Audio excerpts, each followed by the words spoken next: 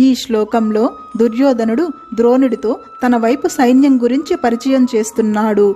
గురువుగారు, మన వైపు భీష్ముడు, కర్ణుడు, కృపాచార్యుడు వంటి యుద్ధంలో జయించే మహావీరులున్నారు. అలాగే అశ్వత్థామ, వికర్ణుడు, సోమదత్తుని కుమారుడు భూరిశ్రవణుడు కూడా ఉన్నారు. అంటే ఈ శ్లోకంలో దుర్యోధనుడి ఆత్మవిశ్వాసాన్ని బయటకు చూపించే ప్రయత్నం చేస్తున్నాడని స్పష్టం చేస్తుంది.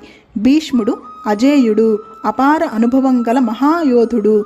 కర్ణుడు దానవీరుడు మరియు అద్భుత ధనుర్ధారి. కృపాచార్యుడు, ఇతను గురువు మరియు యుద్ధంలో విజేత.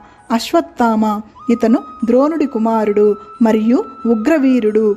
వికర్ణుడు, ఇతను కౌరవుల్లో ధర్మపరుడు. భూరిశ్రవణుడు, ఇతను పరాక్రమశాలి అయిన యోధుడు. ఇవన్నీ చెప్పడం ద్వారా దుర్యోధనుడు ద్రోణుడికి ఒక విషయం గుర్తు చేస్తున్నాడు, మన వైపు కూడా తక్కువ బలమేం లేదు అని. పాండవుల పక్షంలో ఉన్న మహాయోధులను చూసి దుర్యోధనుడు లోపల కలవరపడుతున్నాడు.